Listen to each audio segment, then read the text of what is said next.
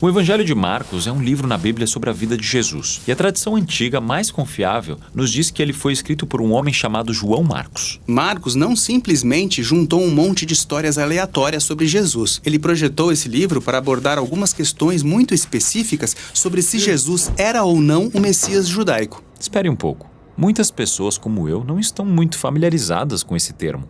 Então, o Messias era uma figura de um rei, também chamado Filho de Deus, que Israel esperava que viesse e estabelecesse um reino aqui na terra.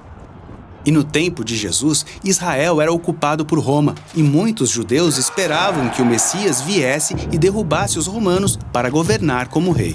Mas Jesus não derrotou os romanos. Na verdade, ele foi morto por eles. E isso nos leva às mesmas questões que Marcos está tentando abordar nesse livro. Na primeira metade do livro, ele foca em quem Jesus é. Ele é realmente o Messias? Já na segunda metade, ele fala de como Jesus se tornou o rei messiânico. E aqui na metade do livro, há uma história crucial que une as duas partes. E Jesus responde a essas duas perguntas. Certo, então vamos falar sobre a primeira parte do livro, sobre quem Jesus é. Marcos deixa suas crenças sobre Jesus muito claras já na primeira linha do livro. O início das boas novas sobre Jesus, o Messias, o Filho de Deus. Uma das próximas histórias é sobre Jesus sendo batizado, e a voz de Deus anuncia dos céus: "Esse é o meu filho." Então fica muito claro que a história está apresentando Jesus como o Messias. Sim, mas à medida que você vai lendo essa primeira parte do livro de Marcos, você nota que algo muito interessante começa a acontecer. Jesus começa a curar muitas pessoas e constantemente pede que elas mantenham segredos sobre quem ele é. Isso acontece muitas vezes no relato de Marcos, e é muito estranho. Sim, por que manter segredo? Lembre-se de que muitos judeus tinham diferentes expectativas sobre o que o Messias seria e faria. E Jesus não quer que as pessoas entendam mal o significado de ele ser o Messias de Israel. Então, com tudo isso em mente, chegamos agora à parte crucial da história no centro do livro, quando Jesus se afasta com seus discípulos e pergunta: "Quem vocês dizem que eu sou?" E Pedro diz o que todos estão dizendo: "Você é o Messias, o Filho de Deus." Então algo novo acontece, porque Jesus começa a explicar a eles como ele vai se tornar o rei messiânico, mas não é o que eles esperavam. Ele diz que vai sofrer, morrer e governar tornando-se um servo. Ou, em suas palavras, o Filho do Homem não veio para ser servido, mas sim para servir e dar a sua vida como resgate de muitos. Pedro fica assustado por causa disso e repreende a Jesus, pois não vai deixá-lo morrer de jeito nenhum.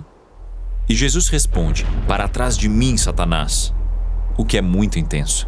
E realmente é, mas isso mostra como é importante para Jesus que seus discípulos entendam quem ele realmente é. Então, aqui nessa parte fundamental da história, Jesus tenta ter essa conversa com eles em 3 ocasiões diferentes, e em todas elas, eles ficam confusos, com medo. Então isso nos leva à segunda metade do livro, na qual Marcos aborda a questão de como Jesus se torna o rei messiânico. É a última semana da vida de Jesus. Ele vai para Jerusalém, entra em conflito com os líderes religiosos e acaba sendo preso. Ele é julgado como alguém que afirma ser o rei dos judeus. Ele até recebe uma coroa e um manto roxo, como um rei receberia, mas tudo faz parte de uma piada cruel. Então eles o ridicularizam, o espancam e o penduram em uma cruz, onde ele morre. E é aqui nessa cena fundamental que encontramos um novo personagem. Um soldado romano. Que de repente percebe tudo o que está acontecendo. E ele diz: "Certamente esse é o Filho de Deus." O que é uma loucura. Um inimigo foi o primeiro a conectar as peças e perceber que o rei messiânico de Israel é o Jesus crucificado. Essa é a estrutura do livro de Marcos, mas o livro não termina com Jesus morto na cruz. Não, no 3º dia, algumas mulheres vão visitar o túmulo de Jesus e descobrem que ele está vazio. Então tem um anjo ali em pé dizendo para elas irem contar as boas novas de que Jesus está vivo e ressuscitou dos mortos. Mas ao invés disso, elas fogem e não contam a ninguém, porque estão com medo. E é assim que o livro termina. Esse fim é bem abrupto. Sim, e é tão abrupto que escribas posteriores adicionaram um fim que traz uma conclusão para a história. Você vai encontrar essa história na Bíblia como uma pequena observação no rodapé, que diz que ela foi adicionada anos mais tarde. Mas Marcos é um brilhante contador de histórias. Ele encerrou o livro de forma abrupta intencionalmente. Veja, ao longo do livro, os discípulos ficaram confusos sobre o plano de Jesus de entregar a sua vida. A história no meio e agora aqui no fim. É como se Marcos estivesse reconhecendo como essa afirmação realmente é surpreendente. Ele quer que você, leitor, lute com isso por conta própria. Seria esse Jesus crucificado realmente o Messias que eles estavam esperando?